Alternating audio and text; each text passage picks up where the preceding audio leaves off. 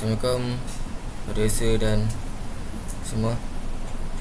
Jadi hari ini kita akan continue dengan ini project 2, which title is Development of RESTful API using Python Flask and MongoDB and IoT platforms, GPI on desktop, web apps, add-on premises laptop PC and cloud-based AWS servers. Jadi untuk soalan yang pertama, task 1, we need to draw the block diagram of the HTTP RESTful implementation of the GPIOMs, and also I need to explain the above diagram. Start with the RESTful API server and then follow by the RESTful API clients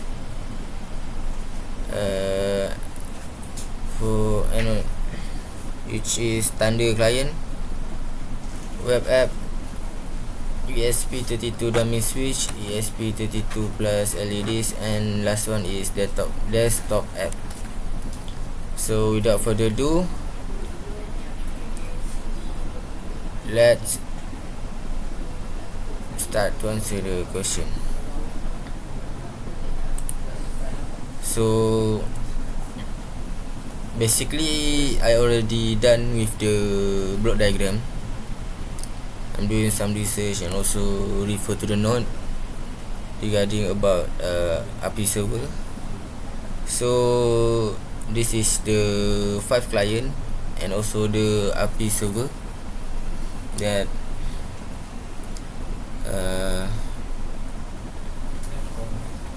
refer each other. So for the first of before I explain about the client, so let me explain about the RESTful API server first. So basically for RESTful API server, this is developed using Flask. So basically Flask is a lightweight Python web framework used to create APIs. So the server is hosted on a local host and can be accessed externally through tunneling services such as PageKite or ngrok. So basically the server also communicates with GPIO pins to control hardware device.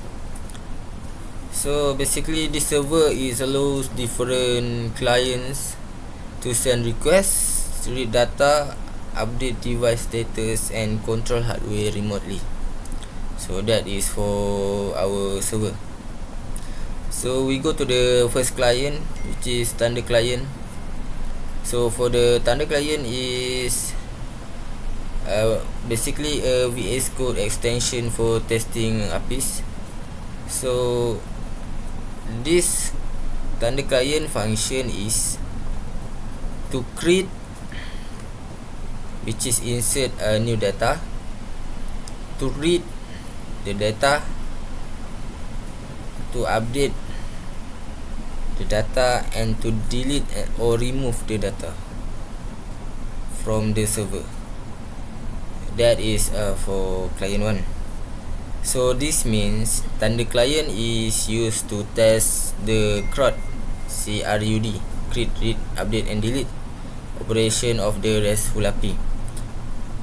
So basically standard client is really helpful for the developer to verify API functionality, send HTTP requests and also debug the server response. So that is for the client 1, which is standard client. So we go to the next second client is a web app. So basically the web app represent a web based application connected to the API server. So what is the web app function? Basically web app function is to provide a graphical interface for users to monitor device status, send commands, view sensor data, and last but not least control IoT device remotely.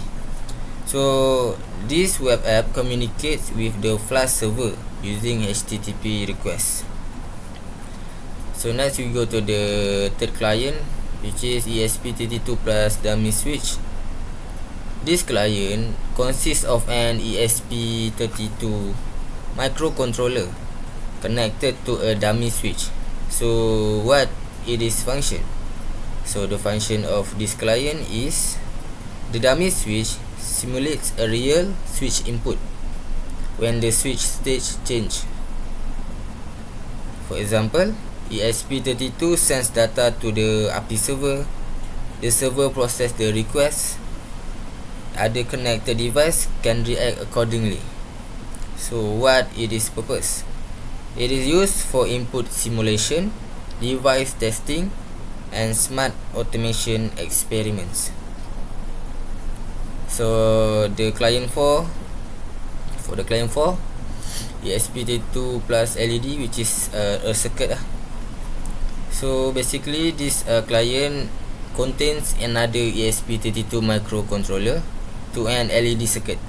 So what is this? What it is function is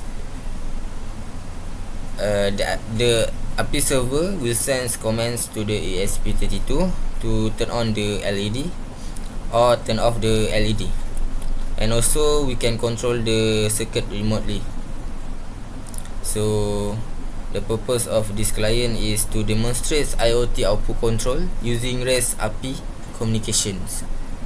So last but not least, client number 5, desktop app, which is KiwiMD. So this desktop app application developed using KiwiMD, which is a Python framework for creating modern GUI applications. So what is the function of this desktop app? So the desktop app acts as another interface for users to interact with the API server, monitor device conditions, and lastly control ESP32 device. So the purpose of this client is to provide a standalone desktop control system for the IoT network. So I think that's all from me. But before that, the how is the system work is step by step with the flow. First of all, the client sends a request to RESTful API server, and then the Flask server receive and process the request, and then go to the server, communicates with GPIO or ESP32 device, and the device perform the request action, and lastly the response is sent back to the client. So that is how the flow of this server. So that's all from me. Thank you.